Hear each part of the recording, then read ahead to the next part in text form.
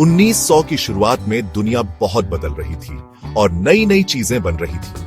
लोग पहले से ज्यादा बड़े, तेज और शानदार चीजें बना रहे थे। इसी उम्मीद भरे समय में एक नया जहाज बना। उसका नाम था RMS टाइटैनिक। ये कोई आम जहाज नहीं था। उस समय ये इंसान के हाथों से बना सबसे बड़ा चलने वाला ऑब्जेक्ट था। ये 3 फुटबॉल मैदान जितना लंबा और 17 मंजिला इमारत जितना ऊंचा था। इसका बनना इंसान की कामयाबी का प्रतीक था। ये बताता था कि टेक्नोलॉजी कितनी आगे बढ़ गई है। दुनिया भर के लोग इसकी शान और बड़े आकार के बारे में बातें करते थे। टाइटैनिक को विलासिता और सुरक्षा की पहचान बनाने के लिए डिजाइन किया गया था। अंदर से ये एक तैरते हुए महल जैसा था। फर्स्ट क्लास के अमीर यात्रियों के लिए भव्य सीढ़ियां, सुंदर डाइनिंग हॉल, एक स्विमिंग पूल और यहां तक कि एक जिम भी था। केबिन बढ़िया फर्नीचर और चीजों से सजाए गए थे। लेकिन सेकंड और थर्ड क्लास के यात्रियों के लिए भी उस समय के कई दूसरे जहाजों से बेहतर सुविधाएं थी। बनाने वाले चाहते थे कि हर कोई, चाहे अमीर हो या गरीब, इस महान जहाज के कमाल को महसूस करे। ये सचमुच सपनों का जहाज था जो लोगों को अमेरिका में एक नई जिंदगी की ओर ले जा रहा था। टाइटैनिक के बारे में सबसे खास बात उसकी एडवांस सेफ्टी फीचर्स थी। जहाज का निचला हिस्सा 16 अलग अलग हिस्सों में बंटा हुआ था। ये हिस्से वाटर टाइट, पानी से अछूते डिजाइन किए गए थे। बनाने वालों का मानना था कि अगर इन 16 में से 4 हिस्से भी पानी से भर जाते तब भी जहाज डूबेगा नहीं। इस चालाक डिजाइन से हर कोई बहुत सुरक्षित महसूस करता था। ये मॉडर्न इंजीनियरिंग का एक अजूबा था। एक वादा था कि टेक्नोलॉजी कुदरत के खतरों को हरा सकती है। लोग जहाज को देखकर सिर्फ स्टील और रिवेट्स नहीं, बल्कि इंसान की समझदारी का एक शक्तिशाली प्रतीक देखते थे। इन्हीं खूबियों की वजह से एक मजबूत विश्वास पनपने लगा। लोग टाइटैनिक को न डूबने वाला कहने लगे।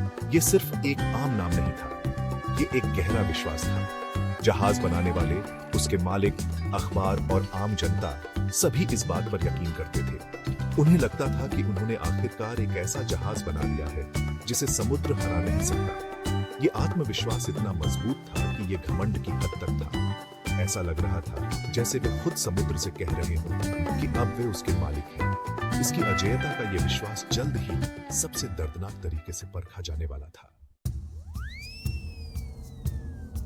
टाइटैनिक ने अपनी पहली यात्रा 10 अप्रैल 1912 को शुरू की। ये इंग्लैंड के साउथम्पटन से न्यूयॉर्क शहर के लिए रवाना हुआ। जहाज पर 2200 से ज्यादा लोग सवार थे। कुछ दुनिया के सबसे अमीर लोगों में से थे, जो यूरोप में छुट्टियां मनाकर लौट रहे थे। दूसरे गरीब परिवार थे, ऐसे आप्रवासी जिन्होंने अपना सब कुछ बेच दिया था। वे सभी अमेरिका में एक नई और बेहतर जिंदगी की उम्मीद कर रहे थे। पहले कुछ दिनों तक यात्रा शानदार रही। मौसम शांत था, आसमान साफ था और विशाल अटलांटिक महासागर शांत था। यात्रियों ने जहाज की विलासिता का आनंद लिया। न डूबने वाले जहाज पर पूरी तरह सुरक्षित महसूस कर रहे थे। 14 अप्रैल 1912 की रात समुद्र असामान्य रूप से शांत था और आसमान अंधेरा था। चांद की रोशनी भी नहीं थी। पानी काले शीशे की एक सपाट चादर जैसा था। हालांकि यह शांत लग सकता है, लेकिन यह वास्तव में बहुत खतरनाक था। एक शांत समुद्र में आइसबर्ग को देखना बहुत मुश्किल हो जाता है, क्योंकि उनके आधार पर कोई लहरें नहीं टूटती। क्रोस नेस्ट में ऊपर बैठे लुकआउट्स अंधेरे में अपनी आंखें गड़ाए हुए थे। इससे भी बुरा यह था कि उनके पास दूरबीन नहीं थी। कहा जाता है कि जिस लॉकर में दूरबीन रखी थी, उसकी चाबी गलती से इंग्लैंड में छूट गई थी। जैसे जैसे रात गहरी होती गई, टाइटैनिक अपनी अधिकतम गति के करीब तेज रफ्तार से चलता रहा। जहाज को अन्य जहाजों से क्षेत्र में बर्फ के बड़े बड़े टुकड़ों के बारे में कई चेतावनी मिली थी। हालांकि इन चेतावनियों पर उतना गंभीर ध्यान नहीं दिया गया जितना उन्हें मिलना चाहिए था। कुछ संदेश तो जहाज के कप्तान तक पुल पर पहुंचे ही नहीं। वायरलेस ऑपरेटर अमीर यात्रियों के लिए व्यक्तिगत संदेश भेजने में व्यस्त थे और महत्वपूर्ण बर्फ की चेतावनियों को कभी-कभी अनदेखा कर दिया जाता था। एक अति आत्मविश्वास का भाव था कि यह महान जहाज अपने रास्ते में आने वाली किसी भी बाधा को संभाल सकता है। 11:40 पर अकल्पनीय हुआ। एक लुकआउट ने अचानक जहाज के रास्ते में एक विशाल आकार देखा। यह एक विशाल आइसबर्ग था। उसने तुरंत चेतावनी घंटी बजाई और पुल पर टेलीफोन करके चिल्लाया, आइसबर्ग बिल्कुल सामने। ड्यूटी पर मौजूद अधिकारी ने इंजन को उलटने और जहाज को जितना हो सके उतनी तेजी से मोड़ने का आदेश दिया, लेकिन बहुत देर हो चुकी थी। विशाल जहाज बहुत बड़ा था और इतनी तेजी से चल रहा था कि समय पर अपना रास्ता नहीं बदल सका। एक भयानक घिसटती हुई आवाज के साथ टाइटैनिक का किनारा आइसबर्ग के छिपे हुए पानी के नीचे के किनारे से रगड़ खा गया, जिससे उसका भाग्य तय हो गया। आइसबर्ग से हुई टक्कर कई यात्रियों को कोई हिंसक हादसा नहीं लगी। कुछ ने इसे एक हल्की सी थरथराहट या एक लंबी घिसटती हुई कंपन बताया। बहुत से लोग जो सो रहे थे वे जागे भी नहीं। हालांकि पानी के नीचे नुकसान बहुत भयानक था। आइसबर्ग ने एक बड़ा छेद नहीं किया था, बल्कि जहाज के किनारे पर छोटे छोटे कई कट लगाए थे। इसने 16 वाटर टाइट कंपार्टमेंट में से सिर्फ 1 या 2 को नहीं, बल्कि 6 को छेद दिया था। जहाज को 4 कंपार्टमेंट में पानी भरने पर भी तैरते रहने के लिए डिजाइन किया गया था, लेकिन 6 में नहीं। जहाज के अगले हिस्से में पानी भरने लगा, जिससे उसका अगला हिस्सा ठंडे होते समुद्र में नीचे की ओर खींचने लगा। जहाज का निर्माता थॉमस एंड्रयूज पहली यात्रा के लिए जहाज पर मौजूद थे। नुकसान की जल्दी से जांच करने के बाद उन्होंने कैप्टन स्मिथ को भयानक खबर दी।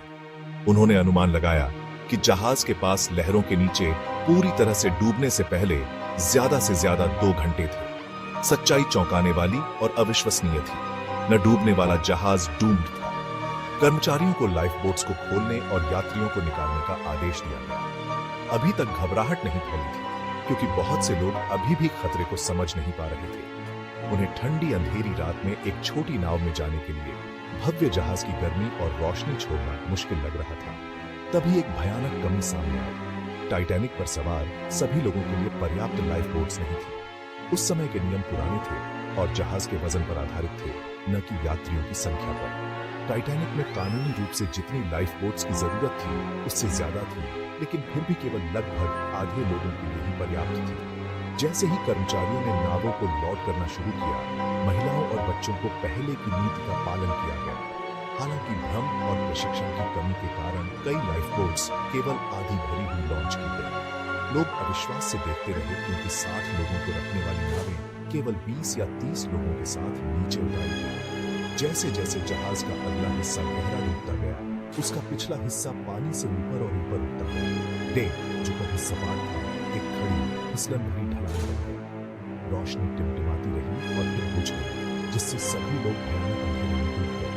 15 अप्रैल को रात 2:20 पर जहाज के शरीर पर अत्यधिक दबाव बहुत ज्यादा हो गया। टाइटैनिक 2 हिस्सों में टूट गया और वह महान जहाज आखिरकार अटलांटिक महासागर की बर्फीली गहराई में डूब गया। जहाज पर 2300 से ज्यादा लोगों में से केवल लगभग 705 ही बचे। 1500 से ज्यादा पुरुष, महिलाएं और बच्चे ठंडे पानी में अपनी जान गंवा बैठे।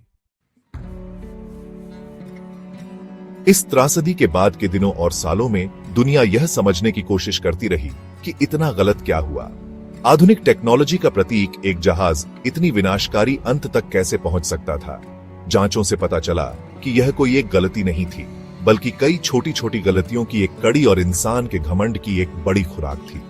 जहाज एक जाने माने बर्फीले क्षेत्र में बहुत तेजी से चल रहा था। अन्य जहाजों से मिली चेतावनियों को गंभीरता से नहीं लिया गया।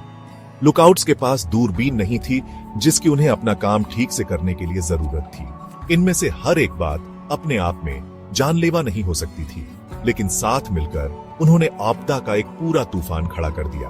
टाइटैनिक का डूबना अति आत्मविश्वास के खतरों के बारे में एक शक्तिशाली सबक बन गया। हम इंसान कभी कभी अपनी बनाई चीजों पर इतना घमंड करने लगते हैं कि प्राकृतिक दुनिया में अपनी जगह भूल जाते हैं। हम महान चीजें बनाते हैं और मानते हैं कि हमने प्रकृति को जीत लिया है, लेकिन प्रकृति हमेशा ज्यादा शक्तिशाली होती है। टाइटैनिक को न डूबने वाला कहा गया था, लेकिन ठंडे शांत आइसबर्ग ने साबित कर दिया कि यह सिर्फ एक इंसान का घमंड था।